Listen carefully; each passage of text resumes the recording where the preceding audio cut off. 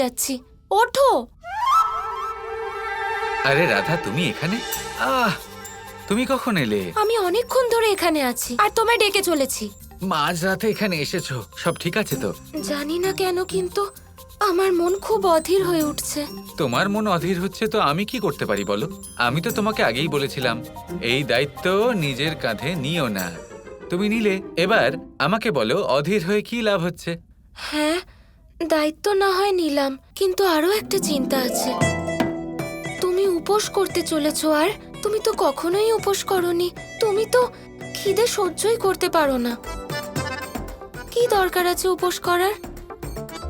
রাধা, আমাকে বলো এটা কি ধরনের যজ্ঞ? অশ্বমেধ যজ্ঞ। এবার এই যজ্ঞ কে করতে চলেছে? সম্রাট। সম্রাট কে? তুমি। আমি হলাম সম্রাট, যাকে চক্রবর্তী সম্রাট হতে হবে। এই যজ্ঞের পরে আমি চক্রবর্তী সম্রাট হব। তাহলে উপোস কে করবে? আজ আমাকে এই উপোস করতে দাও, আর আমার জন্য তুমি একদম চিন্তা করো না, তুমি নির্দ্বিধায় খেও। এসব কি বলছো? তুমি না খেয়ে থাকবে আর আমি খাবার খাবো, তা কি কখনো সম্ভব? একবার চেষ্টা করে দেখো। দেখো, আমি এমনিতেই দ্বন্দ্বে আছি, আর তুমি আমার চিন্তা আরো বাড়িয়ে দিচ্ছ। দেখো, তোমার প্রতি আমি নিজের ভালোবাসা জানি, কিন্তু অন্য কারোর প্রেম আমি কিভাবে পরখ করতে পারি জানি না। সবার সাথে আমি ন্যায় করতে পারবো কিনা। আর তুমি চাও যে আমি তোমাকে এই বিষয়ে সাহায্য করি? হ্যাঁ। এটুকুই ব্যাপার যখন, তখন আমি তোমাকে সাহায্য করেই দিই। তোমাকে বলে দেব নির্বাচন কিভাবে করা উচিত। নির্বাচন 3টি মাপদণ্ডের ভিত্তিতে করা উচিত। মানসিকতা, অর্থাৎ বিচারধারা। দ্বিতীয়ত বাচা, অর্থাৎ বচন বা ভাষা। আর তৃতীয় কর্মনাদ, অর্থাৎ কর্ম। এই 3 মাপদণ্ডের ভিত্তিতে নির্বাচন করো রাধা।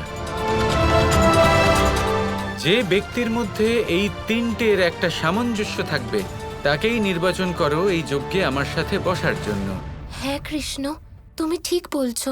আমি এই 3 মাপদণ্ড মনে রাখবো, কিন্তু আমি এটা জানি না যে আমি অষ্টভার্যাকে পরখ করার সুযোগ পাবো কিনা। যখন মনে হবে যে সুযোগ পাচ্ছ না, তখন সুযোগ খুঁজে নিতে হবে। এমনিতে আমার মনের একটা কথা বলবো? আমার মনে হয় এবার তুমি গিয়ে ঘুমিয়ে পড়ো। আসলে হয়েছে কি, রাত্রি হয়ে গেছে আর আমার খুব ঘুম পাচ্ছে। হ্যাঁ হ্যাঁ, ঘুমিয়ে পড়ো। আমি এখানে দ্বন্দ্বে আছি আর দ্বারকাধীশের ঘুম পেয়েছে।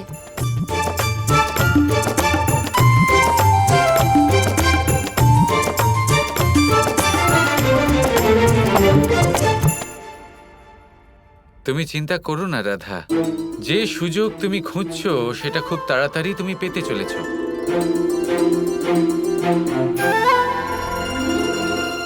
শ্রীকৃষ্ণ কাল এই যজ্ঞের জন্য আপনার উপবাস করতে চলেছেন।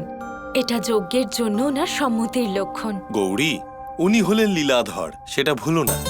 উপোস নিশ্চয়ই করছেন, কিন্তু এই উপবাসের আড়ালে ওনার বাস্তবিক উদ্দেশ্যটা কি সেটা আমি এখনো পর্যন্ত বুঝতে পারছি না। না মহাদেব, এরকম কিছু তো মনে হচ্ছে না। শ্রীকৃষ্ণ অন্তর থেকে এসব করছেন। মন থেকে নিশ্চয়ই করছেন, কিন্তু আমি বললাম না ওনার আসল উদ্দেশ্য কি, তা উপবাস ভঙ্গ হবার পরেই জানতে পারবো।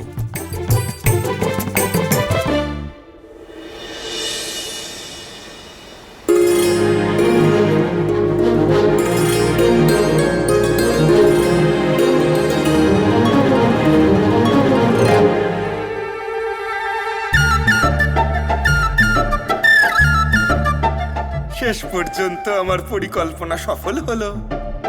নারদ মুনি, আপনি তো কাল বলেছিলেন আপনি কিছুই ভাববেন না, আবার ভাবতে শুরু করে দিলেন। এটা কিন্তু ঠিক হচ্ছে না। প্রভু,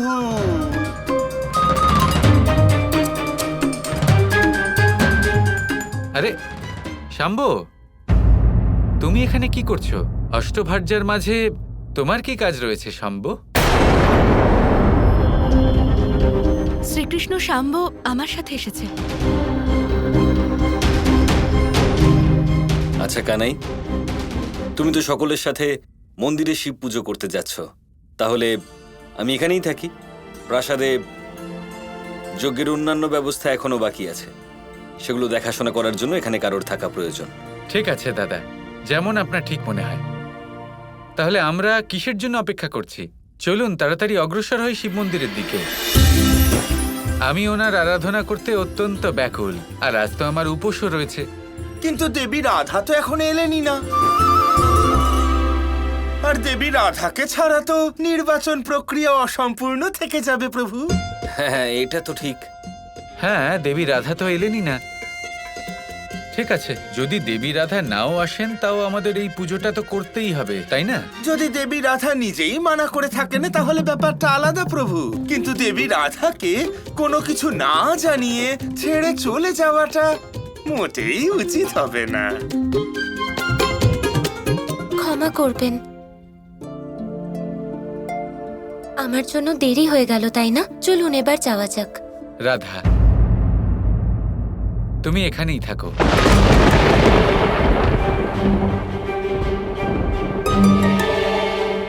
এবার তুমি হয়তো ভাবছো আমি তোমাকে ওখানে যেতে মানা কেন করছি, তোমার আগ্রহ আমি অস্বীকার কেন করছি। সেটা এই জন্য রাধা, যে যখন সন্ধেবেলা আমি পুজো সেরে মহলে ফিরে আসব, তখন আমি চাই আমার উপোস আমি ভঙ্গ করব তোমার হাতে বানানো খাবার খেয়ে।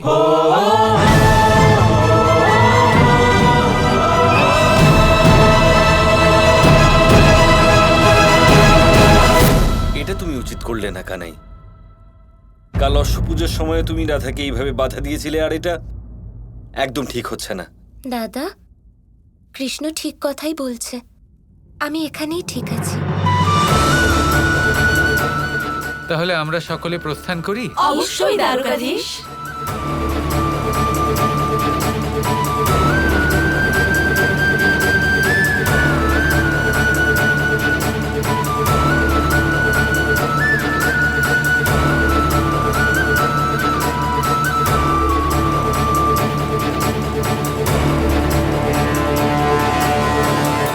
দেবী রাধা, আপনাকে শ্রীকৃষ্ণ কতই না আঘাত দিচ্ছেন। না না নারদমুনি, এতে আঘাত পাওয়ার মতো কিছুই নেই। আমি আপনাকে বলেছিলাম না, কৃষ্ণ যদি না করে থাকে তাহলে তার পেছনে নিশ্চয়ই কোনো কারণ লুকিয়ে আছে। ঠিক আছে, যেমনটা শ্রীকৃষ্ণের ইচ্ছা। আচ্ছা নারদমুনি, আপনাকে একটা অনুরোধ করতে চাই। আপনি কৃষ্ণকে দুপুরের মধ্যে বাড়ি নিয়ে আসবেন। কৃষ্ণ কখনো তো উপোস করেনি, আমি ভালো করে খাবার বানিয়ে রাখবো ওর জন্য। নিশ্চয়ই দেবী, আমি শ্রীকৃষ্ণকে নিয়েই আসব।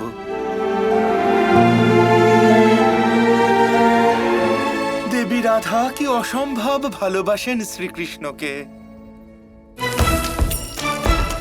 কৃষ্ণ, আমি তোমাকে কি করে বোঝাই? তুমি আমাকে তোমার সাথে যেতে না করতে পারো, কিন্তু উপোসে বাধা দিতে পারো না। যতক্ষণ না তুমি উপোস ভঙ্গ করছো ততক্ষণ আমিও কিছু মুখে তুলবো না, তোমার সাথে কথাই বলবো না। তুমি যদি না খেয়ে থাকো তাহলে আমার কি করে খিদে পেতে পারে?